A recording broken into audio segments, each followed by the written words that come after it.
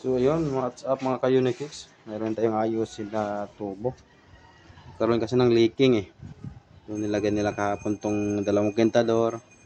So dito nagkaroon siya ng leak sa may T-pipe. So ang ginawa ko, tinanggal ko yung nakalagay na T. Kasi dito tumatagas yung tubig. So ang gagawin natin, nag-extension tayo kasi pinutol natin. So lalagyan natin ng elbow.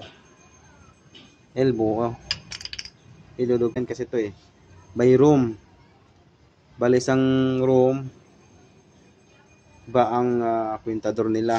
Bali kanya-kanya silang konsumo. Yung naggawa kami ng dalawa dito, yung isa sa main. Bali yung main yung isang room. Para hindi na sila mahirapan mag-compute ng tubig nilang konsumo every month.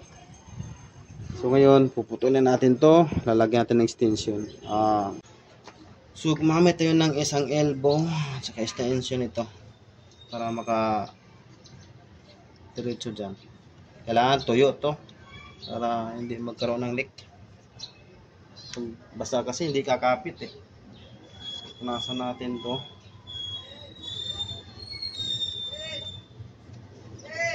Lagyan natin ng thread to para kumapit siya.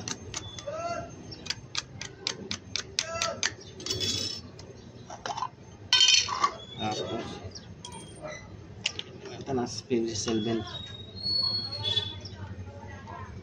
Yun.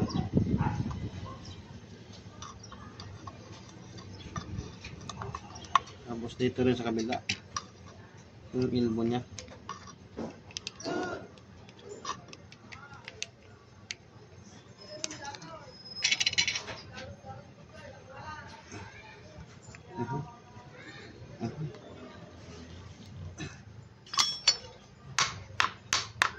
Yan, para matibay.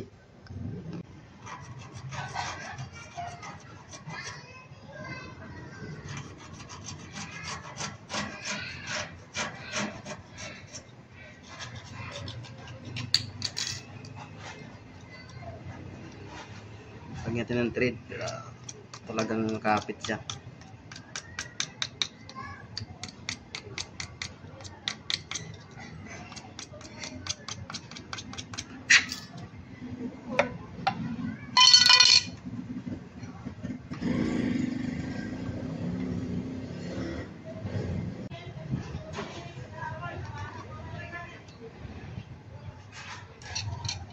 Ilagay natin na maya tayo galawin para sureball na hindi siya magkaroon ng leak. Natin dito sa may bandang elbow dapat may allowance yan para sagad talaga.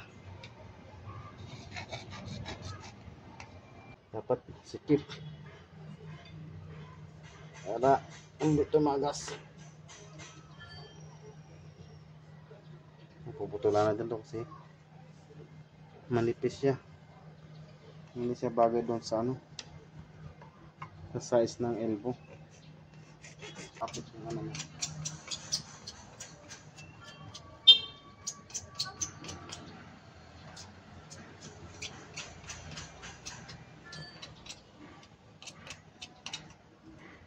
Yung coupling natin to.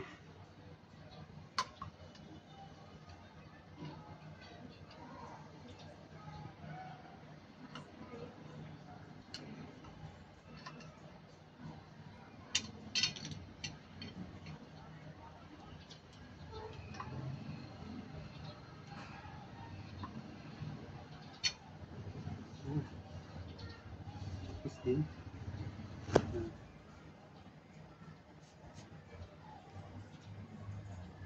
Pause muna din.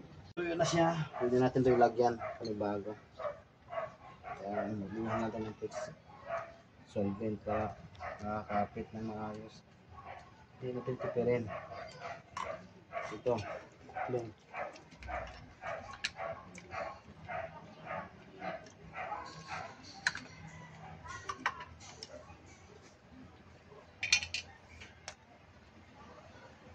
Yun.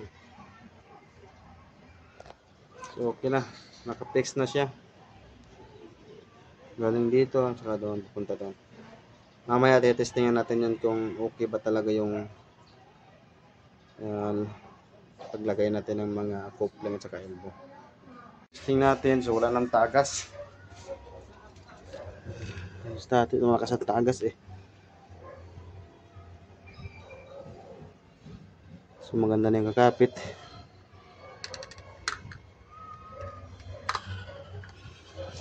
Try natin. So ito nakakabit to, nakasarado to. Isa, diretso men. So malakas tubig dito.